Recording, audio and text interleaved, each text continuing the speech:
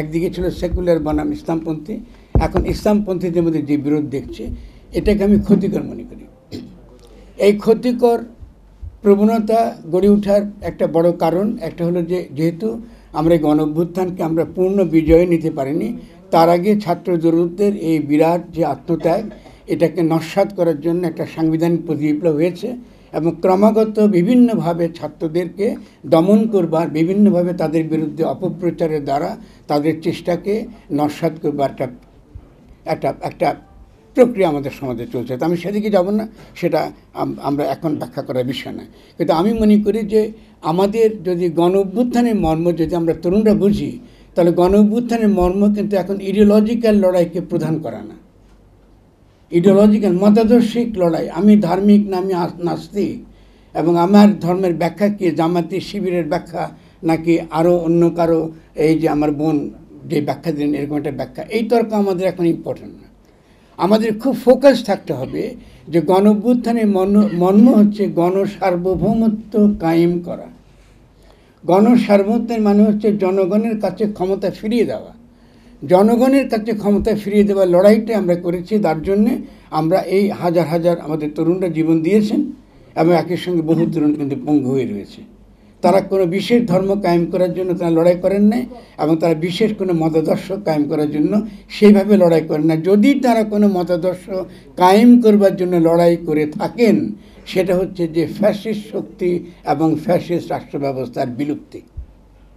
এটা পরিষ্কার থাকতে হবে, নাহলে আমি ধর্ম নিয়ে আলোচনা করে কোনো লাভ নেই। এই ফ্যাসিস্ট শক্তি যেমন সেকুলার হতে পারে, এই ফ্যাসিস্ট শক্তি তেমনি ধর্মীয় হতে পারে, কারণ এটা একটা জাতিবাদ থেকে আসে।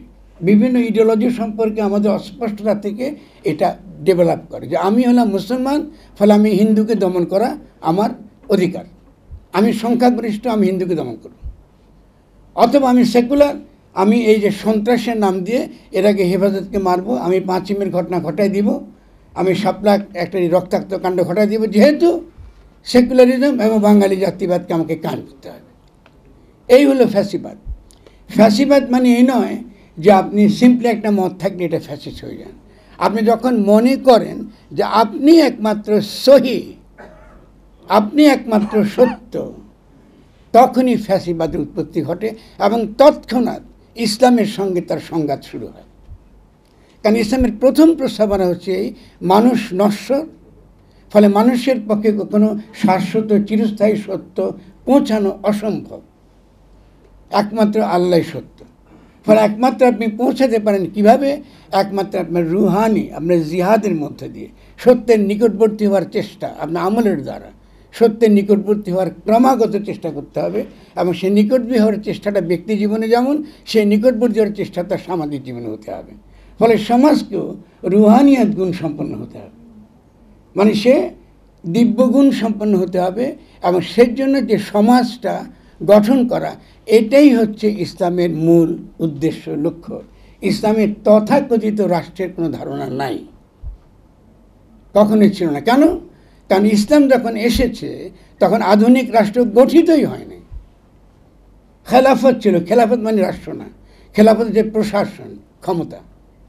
আধুনিক রাষ্ট্র গড়ে উঠেছে খ্রিস্টীয় চিন্তার উপর, গ্রিক খ্রিস্টীয় চিন্তার ভিত্তিতে।